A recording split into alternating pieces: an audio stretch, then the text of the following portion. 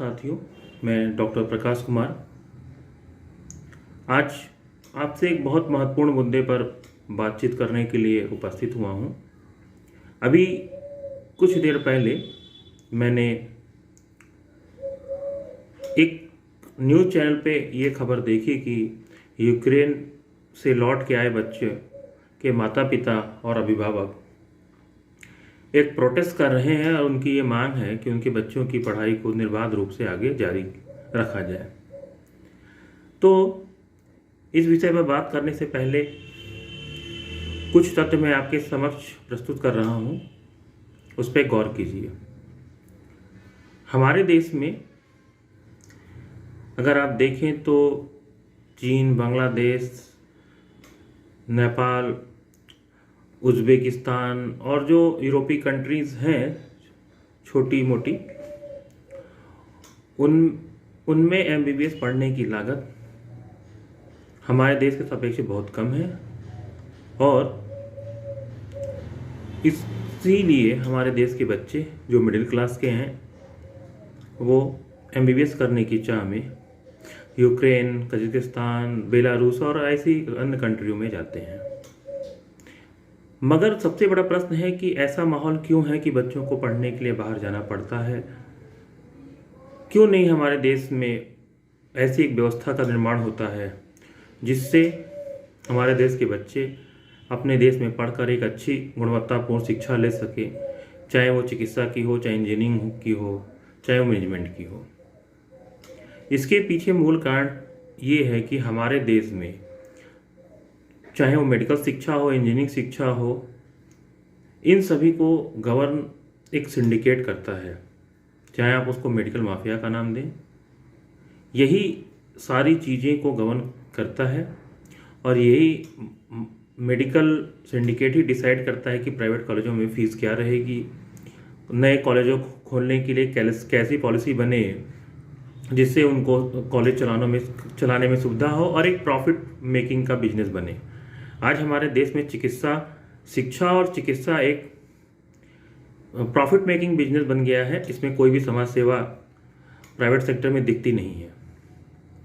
अगर मैं आपको कुछ आंकड़े देता हूं कि मैंने 2003 में CPMT से एडमिशन लिया था डेंटल सर्जरी के कोर्स में, तो उस समय MBBS की फ़ीस 3.5 लाख रुपए थी और फ्री ऑफ पेमेंट सिस्टम था उत्तर प्रदेश में, और BDS की फ़ीस 143 थी, माने 1,43,000 रुपये थी। मगर जब हम 2002 में ये देखते हैं तो उस समय जो BDS की फ़ीस थी वो अराउंड 76,000 थी और MBBS की फ़ीस भी उत्तर प्रदेश में प्राइवेट कॉलेजों में भी 76,000 थी। जब हम उससे एक साल पहले 2001 में जाते हैं तो करीब 36,000 के आसपास प्राइवेट मेडिकल कॉलेजों की भी जो फीस थी वो फ्री सीट की, मेरिट सीट की, वो केवल 36,000 थी। और अगर हम 2000 से लेके 2021 में देखते हैं और अब जो 22 का सत्र आएगा, इसमें फीसें देखिए तो किसी भी कॉलेज की अराउंड 11-12 लाख से कम नहीं है उत्तर प्रदेश में भी। तो अब प्रश्न ये उठता है कि क्या जो कॉलेज सन 2001, 2, 3, अगर 3 की ही गणना करें, 2003 में अगर वो 3.5 लाख में MBBS प्राइवेट कॉलेजों में होता था, तो क्या इतनी महंगाई बढ़ी, इतना खर्चा बढ़ा कि उनको आज जो पैकेज है वो 80 लाख से लेके 1 करोड़ तक जा रहा है।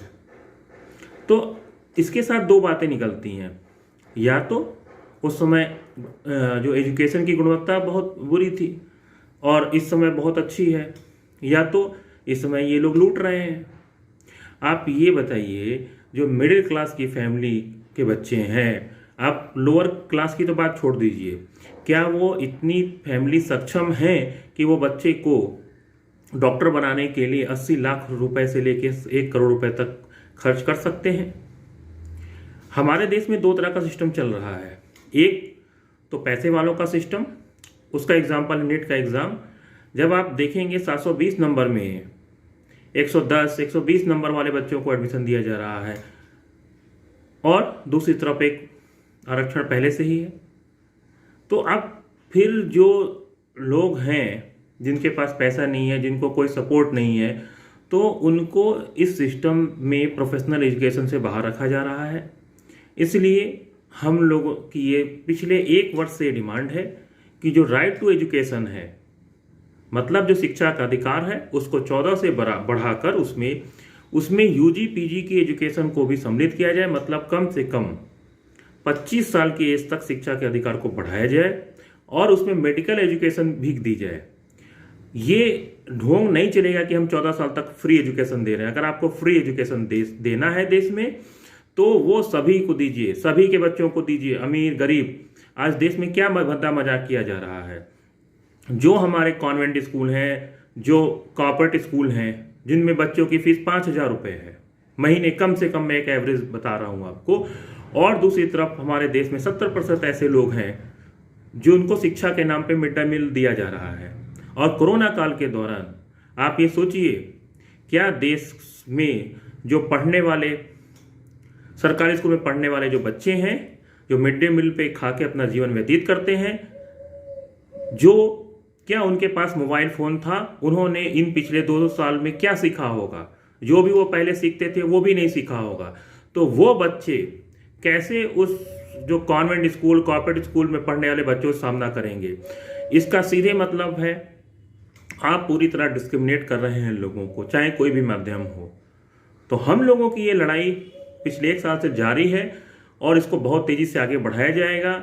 और शिक्षा के अधिकार को में यूजी पीजी को भी सम्मिलित कराना हम लोगों का एकमात्र लक्ष्य है कि शिक्षा सभी को मिले। ऐसा नहीं है कि आपके पास पैसा नहीं है तो आपके बच्चे ना पढ़ सकें, आपको एमबीबीएस आप ना कर सकें, आप आईआईटी में ना जा सकें, आप आईआईएम से एमबीए ना कर सकें, आप अच्छे प्राइवेट कॉलेजों में ना पढ़ सकें। क्यों? क्योंकि आपके पास पैसा नहीं है, आपके पास कोई सपोर्ट नहीं है।